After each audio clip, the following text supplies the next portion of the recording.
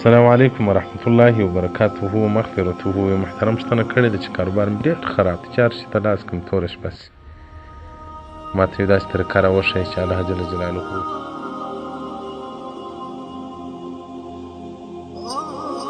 ما ته رزق پراخ وسیع را نصیب کړي. محترمه که غواړئ چې رزق مو پراخ سي او وسیع سي نو دعاوې خپله هم کوئ، د بل څخه هم د دعا طلب کوئ. رزق یوازې په محنت په ګټلو باندې لاسته نه راځي، بلکې یو څه دعاوې هم غواړي. بیا به زه خپل حالات هم در سره شریک کړم چې څومره اندازه ما دعاوې تجربه کړي دي. د عبدالله بن مسعود راتنو څخه روایت دی چې ان رجلا جاء الى النبي صلی الله علیه وسلم، و یو صحابي راغلی و رسول الله صلی الله علیه وسلم بارک ته وویل. عبدالله بن مسعود راتنو وایي هغه صحابي رسول الله صلی الله علیه وسلم بارک ته وایي چې یا رسول الله، چې د پلانکۍ قبیلې خلکو پر موږ باندې هجوم راوړی، حمله یې راباندې وکوله. زما زوی یې بوتی او زما د زوی سره چې کوم اوښ و هغه یې بوتی. نو اوس په کور کې نور شی موږ نه لرو، دغه یو اوښ مو سرمایه و، یا به مو اوبه په راکښلي، یا به مو یو بل کار پکاوه. فقال له النبي صلى الله عليه وسلم، رسول الله صلی الله علیه وسلم بارک څه ورته وایي، ان آل محمد کذا وکذا اهل بیت ما لهم مد من طعام. رسول الله صلی الله علیه وسلم بارک وایي اهل محمد او اهل بیت محمد له څه وخت راهیسې د ده په کور کې ډوډۍ نسته، نو زه شی نه لرم چې دا رقم. فاسأل الله، د الله څخه سوال وکړه، الله ته لاس پورته کړه چې زما زوی و زما اوښ دواړه راکړه. فرجع الى امراته، دا صحابي ولاړی و خپل کور ته، و خپلې ښځې ته چې ورغلی.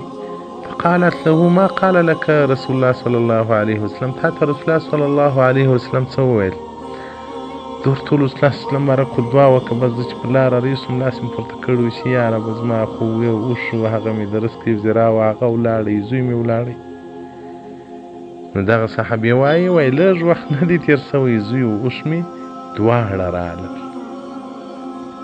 وایي زه رسول الله صلی الله علیه وسلم ته رالم، ورته ومې ویل چې یا رسول الله، ما دعا وکوله، هغه دعا مستجابه سوه، زوی او اوښ مې دواړه رالل کور ته. فصعد المنبر، رسول الله صلی الله علیه وسلم بارک منبر نبوي ته وختي، فحمد الله، حمد الله یې ووایه او ډېر خوشحاله سو. امر الناس، او انسانان یې په دې سره امر کړل چې تاسې د الله جل جلاله څخه خواستونه کوئ. او بل په صحیحینو کې یو روایت راځي، بخاري او مسلم روایت کړی دی چې رسول الله صلی الله علیه وسلم فرمایي چې الله جل جلاله وایي هل من داع، آیا یو دعا کوونکی سته چې زه دعا قبوله کړم؟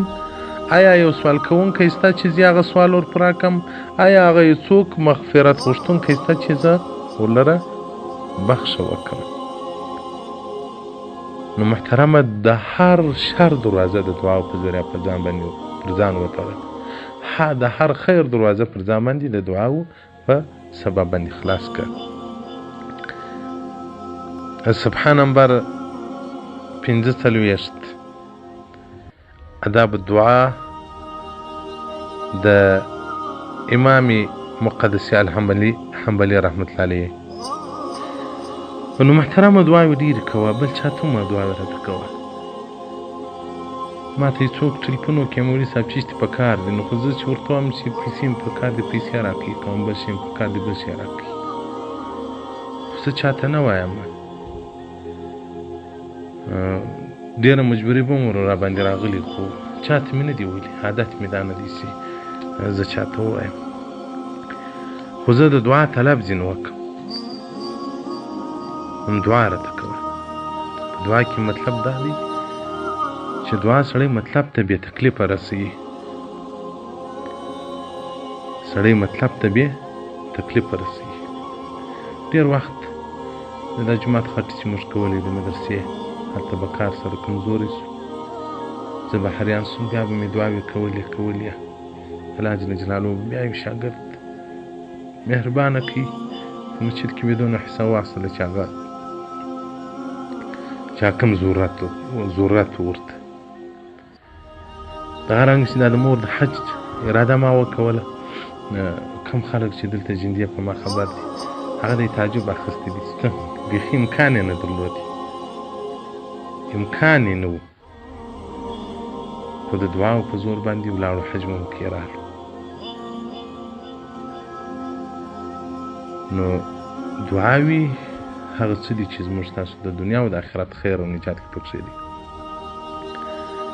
دا پرون ماښام په مدرسه کې مې له طالبانو سره ډوډۍ خوړله. هغه زما زوی ته زما ډوډۍ له کوره راوړه.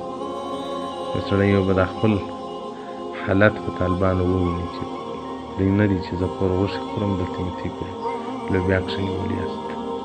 چې له کوره ډوډۍ راوړه او د دوی ډوډۍ ما ته ډوډۍ ښه خوند کاوه. هغه مې پر خندل مال دی نه دي چې زه کور غوښې وریجې خورم. زما هم دغه زندګي ده، لکه دا تی چې کوم دال و لوبیا او پټاټه در برابروم، کور مې هم دغه ژوند دی. او حتی ماستې غوښې لا پرتې دي، ځکه په اختر کې یا ښایسته خان ورور ته د الله جنت الفردوس نصیب کړي عیسی اختریانې راستولې وه، هغه خوښې مور وساتلې. ماستې د اختر غوښې ستا، موږ دا نسته ختمې دي. نو وچه ډوډۍ د دوی کمه وه. نو ما هغه ناظم د مدرسې ته ما دا وچه ډوډۍ څه زیاته راوړي، په دا غوړو که نه سو ماړه، دا وچه ډوډۍ باندې خدای طالب مو وړي. د خندلو مولوي صاحب په دونه مصرف کېږي، د استادانو تنخواوې دي، هم د ډوډۍ مصرف دی. دا خو برحمال دوی دعاوې کوي. نو د پرون ماښام راایستې مې دغه سوچ فکر ونه د طالبانو په ډوډۍ کې ربم بې اختیاره دعا ته خوله وتم، الله ستا مخلوق ته یې راله غاړې کړی دي، ته یې موړ که، بې زحمته یې موړ که، ما مه په ستړې کوه. په ما کې دا توان نشته چې یو چا ته ووایم چې زما طالب وږی دی، نه سم ویلی، عادت مې نه دی. کم خلک، کم علما، کم محتمیمان که وایي هېڅ مشکل نشته ورپکښې، ځکه د بل د زوی دپاره که سړی یو چا ته ووایي د سړي نه غاړې بندېږي، خو زه خپله چا ته نه وایم. نو دا نن مازدیګر یو خوا ته په یو سفر باندې ولاړو، مولوي صاحب راسره دي په لار باندې. ما ستا سره څه پیسې نشته در سره؟ ما جیب پیسې راوکښې 300 که 3.5 روپۍ راسره یې مال دی چې په لار باندې مشکلات پېښ شي، که موټر خراب شي یا تیل تمام کړي، دغه مال سرمایه راسره پرته ده. پر ده مې خندل، دوی ما سره دغونه پیسې شته، دا تر دا دعاو پورې درته راځمه، دغه ځای درته یقیني کومه چې په دعاو باندې هغه څه کېږي چې زموږ په لاسو باندې هغه څه نشي کېدلی. دا اوس مسایل یې جوابولي. ورور الله جل جلاله دې د دنیا کارونه ور برابر کړي، الله دې د دنیا هر خیر ور نصیب کړي، الله دې جل جلاله دې ورځ قیامت ته رسول الله صلی الله علیه وسلم په محبینو کې د علماو په صف کې دې الله راپورته کړي له موږ سره. زنګ یې راته وویل چې مولوي صاحب ستا مدرسه ستا که نسته ما لوسته، وایي چې زه په چیش کې کومک کوم، ما په دا وچه ډوډۍ کې کوه، په دا وچه ډوډۍ کې موږ سره په سا وي چې په نس ماړه سو، په وچه ډوډۍ نور شیان یې مال نه وي.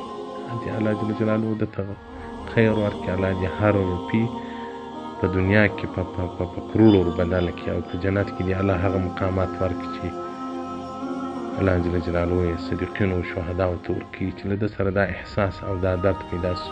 مخ په ټول ژوند ولکه یې ورته ویلې وای، نه مې دا عادت دی چې یو مرداري خورم د ځان دپاره، لا به هم بیا به زه نه زه چا ته وایم، نه مې عادت دی.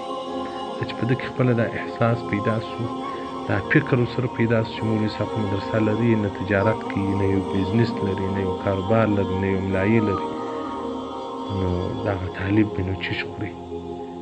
نو بیا په هغه کې به زه خپله ونډه د ډوډۍ اخلم، مال الله دې د قبر په ښه دار وکړي. نو دا په دې خاطر مې دا واقعه در سره شریکه کړله چې په دعاو باندې کارونه برابر کړي، خپله هم دعاوې کوي، اولادو ته هم دعاوې کوي.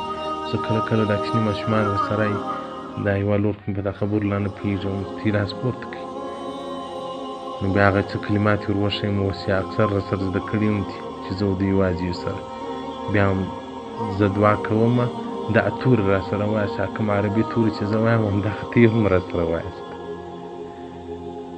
نو مور ته هم دغه یم دعاوې راته کوه، انډیوال ته هم دغه یم دعاوې راته کوه، شاګرد ته هم دعاوې راته کوه. بعضې خلک دې تعجب وکړي مولوي صاحب ته موږ څنګه دعا غواړي. زه تر هر چا دعا ته محتاج یم. نو محترمه دعاوې ډېرې کوه، د شپې په تهجد راپورته سه، لاس الله ته پورته کړه. یا رب د رزق خزانې خو ستا سره دي، ستا په لاس کې دي. ته ورته رزق راکړه، ته خو ورته کاروبار برابر کړه. الله په دې کاروبار دی برابر کړي، خاورو ته به لاس ور واچوي، هغه به زر سي. والسلام علیکم ورحمة الله